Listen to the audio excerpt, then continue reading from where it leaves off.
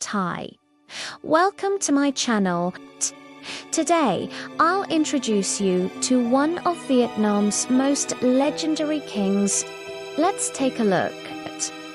Have you ever heard of a leader who rose from humble beginnings to unite a nation, who never lost a single battle, and who achieved feats that seemed impossible? Today, we re-diving into the incredible story of one of history's most brilliant military commanders and a visionary ruler, the Vietnamese Emperor Quang Trung, also known as Nguyen Hue.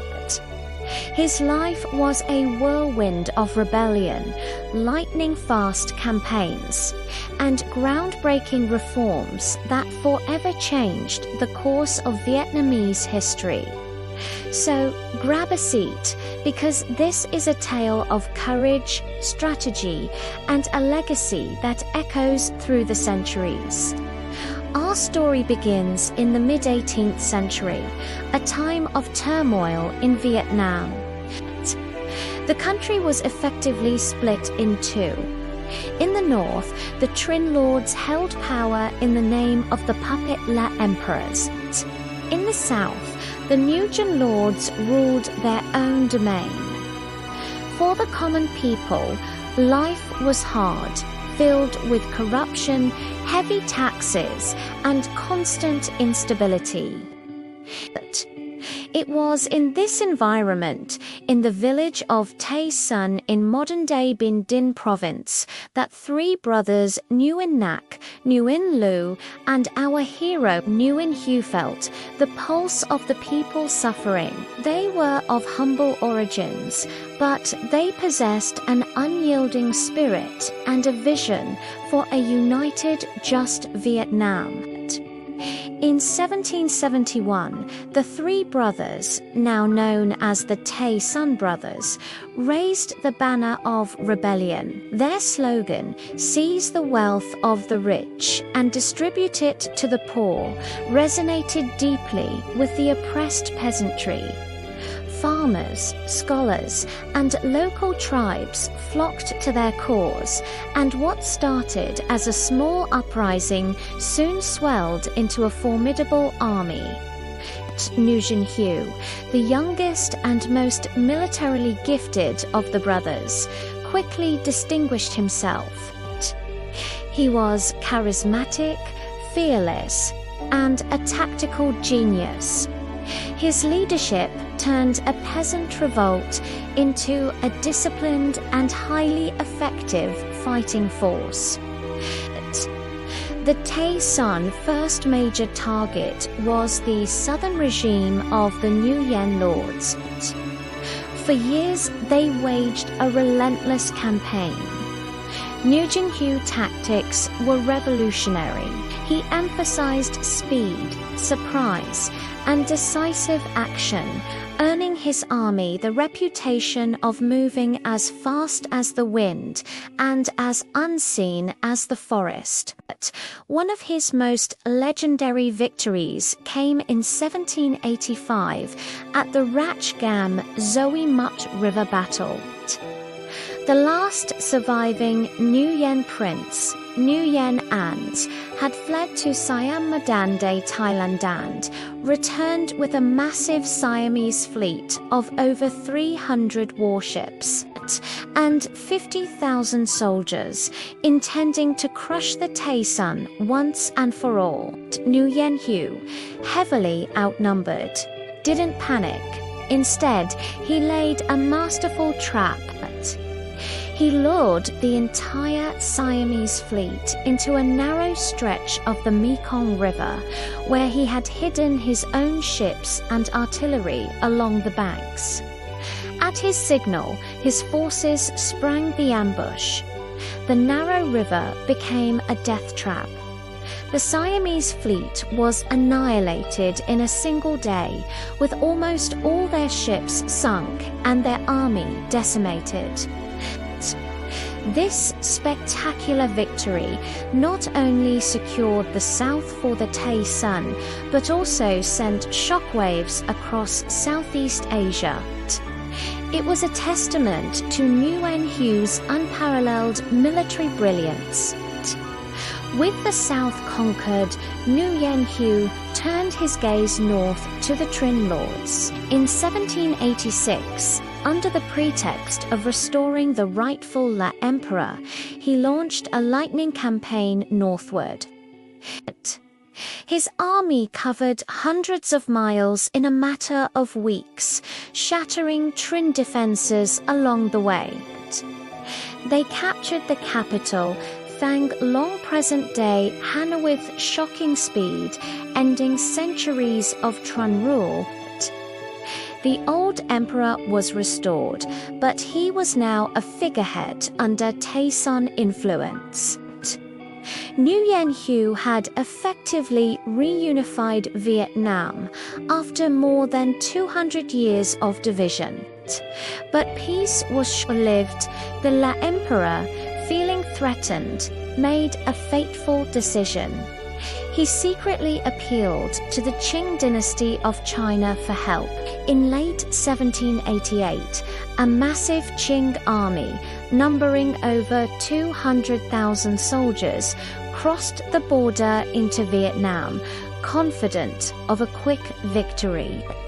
They easily captured Thang Long, as the main Tay Son forces had withdrawn south to regroup. The situation looked dire. Vietnam was on the verge of being conquered by a foreign superpower. It was in this moment of supreme crisis that Nguyen Hue truly became a legend. Hearing the news of the invasion, he decisively quelled a challenge to his authority in the south, declared himself Emperor Quang Trung, and immediately began a forced march north. His army marched day and night, even celebrating the Tet or Lunar New Year festival early. He famously told his soldiers, "On the 7th day of the new year, we shall be in Thang Long, and we will have a great celebration. Mark my words, it will come to pass." Just as he promised, on the 5th day of the Lunar New Year in 1789, Quang Trung launched a surprise attack on the Qing forces, who were still deep in their holiday celebrations. In a series of perfectly coordinated pre-dawn assaults, his forces struck at multiple Qing strongholds around the capital. The main battle took place at Dong Da, a hill southwest of Thang Long. The Qing army, caught completely off guard, collapsed in chaos. Their commander committed suicide, and the once mighty invasion force was utterly routed, fleeing in disarray back to China. The victory at Dong Da is considered one of the greatest military achievements in Vietnamese history, a stunning triumph against overwhelming odds. Quang Trung had saved his nation's independence, as Emperor Quang Trung proved to be as visionary a ruler as he was a general. He implemented sweeping reforms to rebuild the country. He redistributed land, encouraged agriculture, and standardized the writing system by promoting NM, the native script, over classical Chinese, which fostered a stronger national identity. He reformed the education system to be more practical and accessible. He also planned to build a powerful navy and expand trade. He was a modernizer, a nation builder who understood that military strength alone was not enough to sustain a country. His goal was to create a strong, prosperous, and truly independent Vietnam. Tragically, Emperor Quang Trung's reign was cut short. Just 3 years after his historic victory in 1792, he fell ill and died suddenly at the age of 39. His death was a devastating blow to the nation. Without his unifying leadership, the Tay Son dynasty soon fractured. The old rival, Nguyen Hue, who had been patiently rebuilding his forces with foreign help, eventually returned, defeated the Tay Son, and established the Nguyen dynasty in 1802, becoming Emperor Long. Though his dynasty was short-lived, the legacy of Emperor Quang Trung is immortal. He is revered in Vietnam not just as a military genius who never lost a battle, but as a national hero who united a fractured country, defended its sovereignty against foreign invasion, and laid the groundwork for a modern nation. Streets, schools, and even a major district in Ho Chi Minh City are named after him. His story serves as a powerful reminder of how a single individual's courage, vision, and unwavering will can shape the destiny of a nation.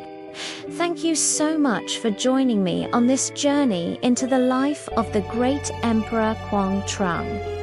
If you found this story as inspiring as I do, please hit that like button, and don't forget to subscribe for more deep dives into fascinating moments in history.